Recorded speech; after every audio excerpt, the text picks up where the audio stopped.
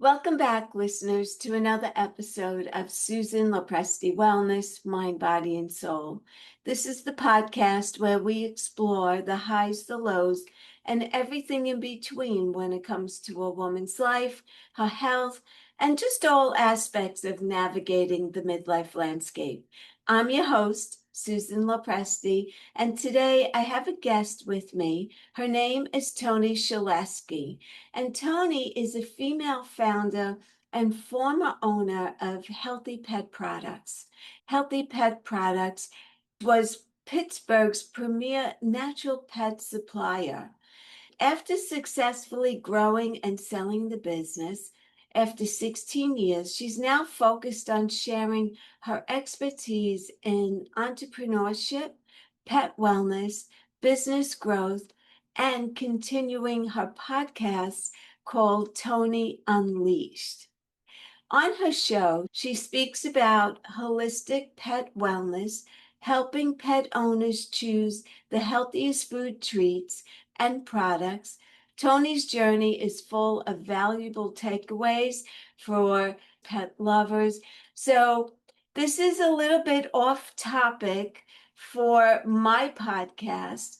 However, I know that so many women, especially in midlife, if they retire early, they're getting dogs for companionship and they have more time to be able to take care of them. So I really thought that this episode would be something that you would be interested in hearing more about.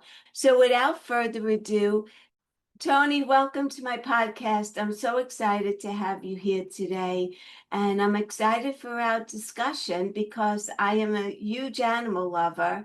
And so this is right up my alley, even though it's not typical of my podcast because my hmm podcast is for midlife women. hmm However, I know women love dogs. So I want to start with your pet store that you initially opened. What hmm what was that all about? Well, thank you for having me, Susan. You're welcome. And I'm 57, so I can definitely speak to your audience. So Okay. I'm 57 and I started Healthy Pet Products when I was 40.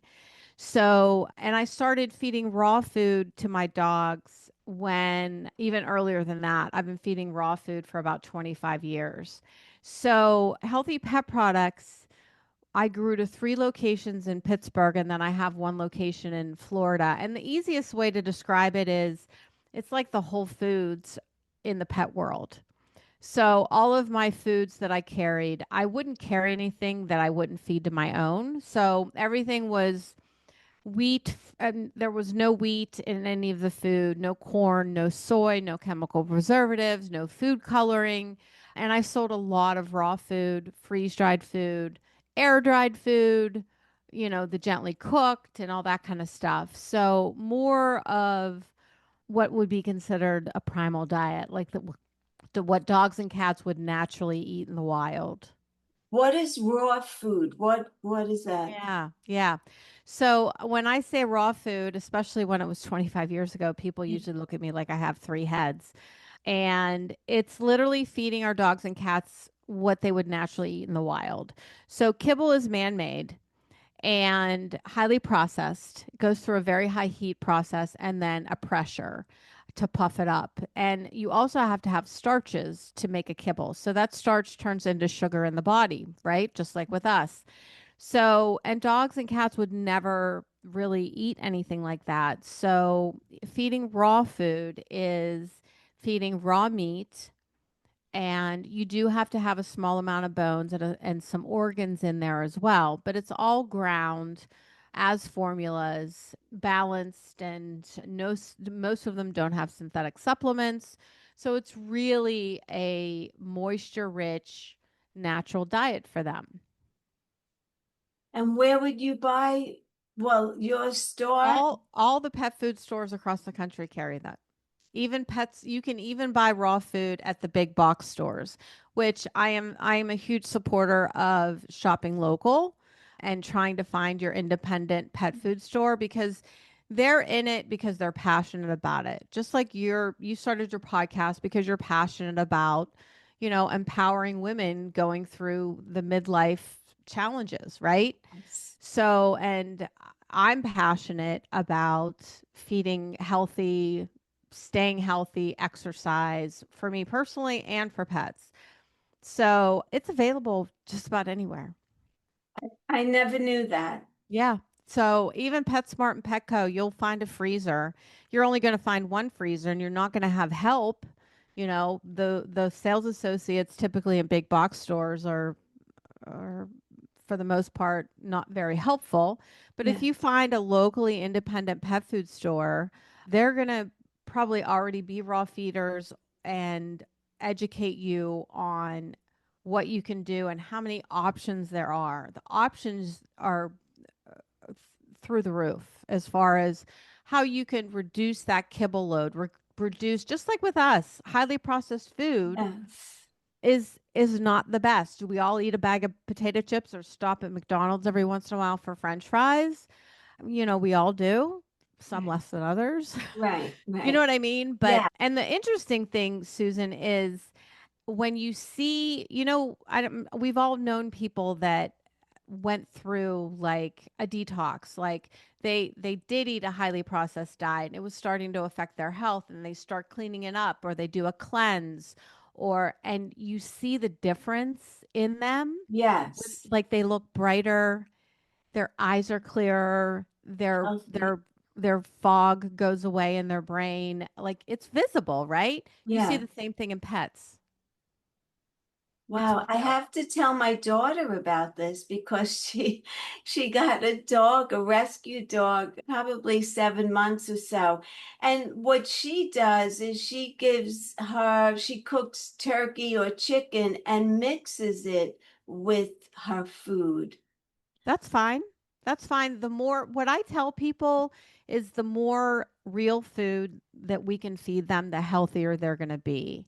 So you want to reduce that kibble as much as you possibly can. Yeah. And question what's in that kibble. Don't just go by marketing. We are so driven by marketing that Yes. we're not even aware of it, honestly. No. Right?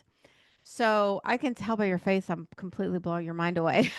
You are, because I had two dogs before I got divorced, and they were my babies. Yeah. I mean, I had my daughter, and she was my baby too, but equally, and I know it sounds crazy to some people who are not animal lovers, but I adore pets, and so now I live in an apartment building and we're not allowed to have pets here. Oh, I'm So I sorry. sneak my daughter's dog in from, like, Uh-huh. I'm going to, after this is over, bring her here because it's a hot day and she's home by herself. My daughter's working. Yeah. But yeah, I never knew that before. So Yeah. this is something, Yeah. like when you And said raw food, I was like, raw food? yeah. And I'll be honest with you, the conventional veterinary industry, they are not big proponents of raw food. So if anyone listening is going to run to their vet and ask about raw food, they're going to get shut down typically. And and I don't like to speak negatively of anyone, but it's almost like us being more holistic. You don't Yes, really get the support from a medical doctor. If yes, we start taking herbs for something, a lot of times they think that's woo woo and right, right. weird because it's not federally regulated. It's the exact same thing with raw food. And what's sad is we are seeing an increase in cancer and many autoimmune diseases it's unbelievable. The cancer rate in dogs is over 50%. And then Oh, there's certain breeds like boxers and golden retrievers that it's literally 65%. And our pets, dogs and cats and small animals or whatever, they do so much for us, they give us so much that we have to be their advocates, and that's really what my message is. And the funny thing is, had coffee with a friend of mine, and he was telling me about his wife. She has Hashimoto's, I do too. do. And she's been struggling with it, and he's like, I can't find a holistic doctor and blah blah blah blah. So he's going into all this. So I'm asking him, like, does she take iodine? Does she do this? Does she do that? And then he's like, and she's been struggling emotionally, but they recently got a dog. And he said her thyroid and all of her numbers have improved since they got the dog. Wow. So I think just the change in the mindset that maybe it did for her, maybe her dopamine is, Yes. pumping out some good stuff that's helping her regulate a little better. But they just do so much for us. We really have to start being their advocates because of how much disease we're seeing in them, Yes. and shorter lifespans. Yes. I could relate to that because recently I was on Zoom. I was having a meeting with someone and I just didn't feel their energy was right. Uh-huh. And by the time I was off the meeting, I felt very, very anxious. Oh, you picked that And up. I went to my daughter's house because she only lives a few blocks away. And I got her dog and we went walking. And as Mhm. I was walking and I was with her, Mhm. my energy went back to normal. Mhm. And I was like, I could never speak to that woman ever Yeah. again. Yeah. Yeah. But the dog is what really saved me. So I could Absolutely. totally relate to that. Absolutely. And they pick up, so your anxiety transferred into the dog. Yes.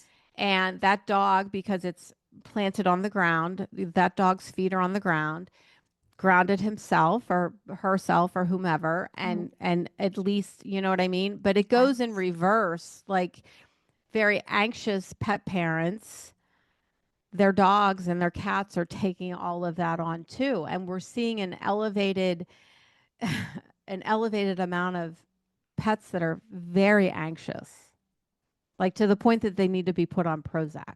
Like, it's Wow. crazy. It's crazy. So we really need to learn how to bring our own selves down, bring our anxiety down, get quiet within ourselves, and so that we can help our pets too. Yeah. I want to ask you because we were talking about veterinarians. So there's functional medicine doctors. That's who I see for my health. Yep. In the veterinarian world, is there doctors So similar? there are holistic veterinarians. Yes. They are few and far between, unfortunately. And then there are some vets that are kind of middle of the road. So they're conventionally trained, but they also kind of believe in a better diet and aren't against raw food. It's just that the big guys like Purina and Hill Science Diet and all of those big pet food manufacturers are really against the raw food. They're really against the grain-free kibble, the more nutritious kibbles that are available. Mhm. So it's just a whole bunch of propaganda going on. It's crazy. But So, with raw food, do you have to worry about different toxins or salmonella or like, yeah, so salmonella and listeria is naturally in raw meat. It right, really is. And we don't get it because we cook our food, right? right. So there is a process called high pressure pasteurization. So a lot of the raw food companies use a high pressure pasteurization to kill the listeria and salmonella. There's also another one called biophage where they put a bacteria into the food, and then that bacteria controls the bad bacteria. And then there's also one company that uses fermentation to control the bad bacteria. But also what's interesting to know is, like, I am more like, I don't want my proteins denatured. I don't like pasteurization. I'm not fearful of bacteria. So I usually choose to feed raw foods that have not been pasteurized. So, but dogs' digestive tracts are so much shorter than humans. They Yeah. get food in and out very quickly. And also, their digestive acids are way, way, way stronger than ours are. And they can handle any foodborne bacteria and not get sick. I literally have seen my dogs bury bones and 2 weeks later dig them up and eat them and not be sick. Wow. So, and that's what I've been doing for over 16 years with my stores, is educating pet parents about the benefits of feeding more of a natural diet. And then about 2 years ago, I started the podcast, Toni Unleashed, because I wanted to reach more people. I can only Yes. talk to my sales associates, my stores. We only have so much of a reach. And I really want to take it as far as I possibly can, because everybody needs to know that there's options. Right. Now, do you still own the stores or oh, you do? Well, I just sold my 3 Pittsburgh stores. Okay. Sorry about that. And I owned them for 16 years. So I was just at the end of, I was just ready. It was time. Well, retail is a tough business. Correct. And A prior lot. to prior to owning my stores, I had my own pet sitting business. But then, so I've been self-employed since I was 30. So, but then prior to that, all of my experience is retail management. Okay. So I can say most of my life I've been in retail. Right. Yeah. So I was just done. So, originally I thought, well, maybe the podcast can just be my own thing and I can still own the stores and my executive management team can just kind of run things, but it just didn't end up working that way. So I sold them, and fortunately I was able to sell them to another locally owned pet food store company. Oh, Yeah, nice. and they're like 15 years younger than me. Oh, nice. So I Perfect. didn't sell to, a big box store. I kept it local, which was very important to me. Yes. And yeah, so And what are yeah. you doing now, Toni? So I'm doing the podcast. So I release an episode once a week, all about natural ways and pet wellness and natural flea and tick prevention, less Oh, vaccinating. can we talk about natural flea and tick prevention for a minute? Sure. So, what do you recommend for that? So Because now's the season, right? it is the season, and that it's honestly a rabbit hole.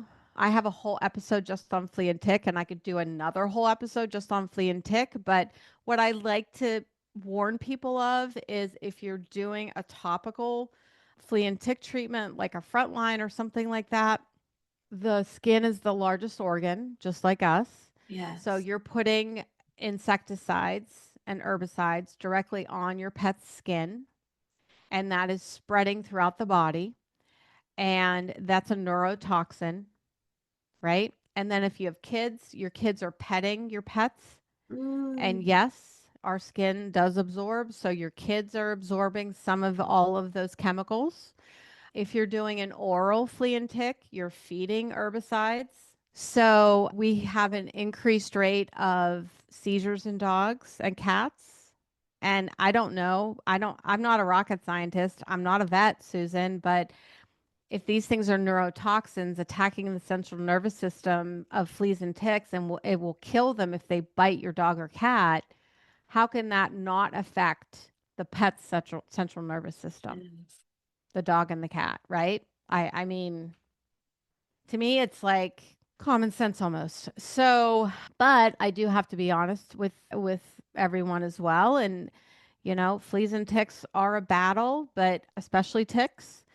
So there's multiple herbal sprays. You can make your own herbal spray as repellents. Diatomaceous earth, dusted on the coat, actually can kill fleas and ticks if they jump on. There is a oral way. Remember we used to feed brewer's yeast, and all of a Yes. sudden that went away?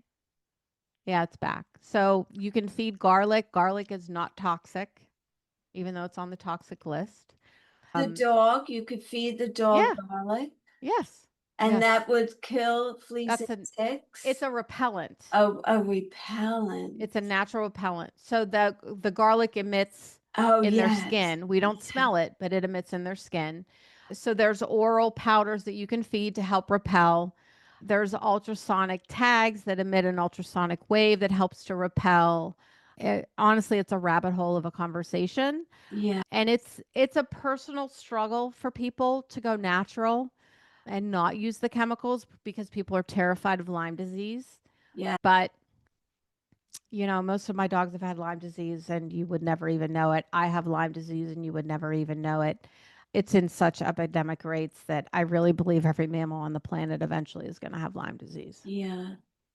My Yeah. ex-husband's dog was diagnosed with Lyme disease. They live upstate New York, so he's Mm. always out in the woods but I live in Queens. I mean, Mm-hmm. there's grass and there's trees and everything, but I think I don't know. I guess you could get it anywhere, You really. can get it Yeah. anywhere.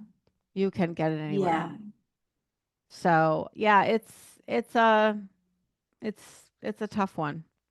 What is your opinion of, is it Bordetella? The Bordetella. Bordetella. So if So the dog is with other dogs, it to protects. to prevent kennel cough, it actually is a live vaccine. It actually gives them kennel cough. Okay. So you don't agree with that, No, right? No. no. I don't either. Yeah. Yeah. And what's sad is a lot of like if people are using doggy daycares or that sort of thing, Yeah. they're requiring it like every 6 months, which is just insane. Wow. Yeah. Yeah. Yeah. We're doing a disservice to our pets. We really are. Yeah. How many dogs do you have? So I have two dogs right now. Yeah. I have a 13-and-a-half-year-old cattle dog. I'm his third home. Cattle dogs herd, so they kind of like to nip. So, which is why I'm his third home. And then I have a 16-month-old Great Dane. She was a foster failure. So Oh. I fostered her when I was a board member for an animal shelter here locally. And yeah, I ended up keeping her. So, yeah. How could you let them go, right? Well, and it is a difficult thing to foster, and people that are capable of fostering, you're doing it for the pet. You have to go into it knowing that you're doing it for the pet. Yes. So, and providing the pet a home and some structure so that the pet does end up being adopted. So, Yeah. I'm totally capable. I just failed on this one. That's okay. I'm sure that the dog is very lucky to have you, without a Yeah, doubt.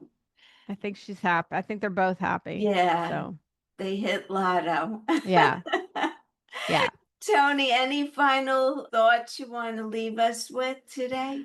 Well, I like to tell people to question everything and be your pet's advocate. And your pets are communicating with you. Even though they can't talk, they're communicating. So you just kind of have to, get quiet within yourself and really watch their behaviors and listen to them. And all of these topics and more are available on my podcast, Tony Unleashed. I will put it in the show notes. Thanks. Do you have a website also, I Toni? do. And the website is tonyunleashed.com. I'm in the beginning of compiling a list of recommended brands. Oh, Yeah. Yeah. But I just recorded my 100th episode last night. So wow. I have quite a few. Like if people are interested in certain topics, like you can scroll back and pull out flea and tick, you can go to cat, you can go to all kinds of topics. Like it's endless. Okay. And you're also on social media?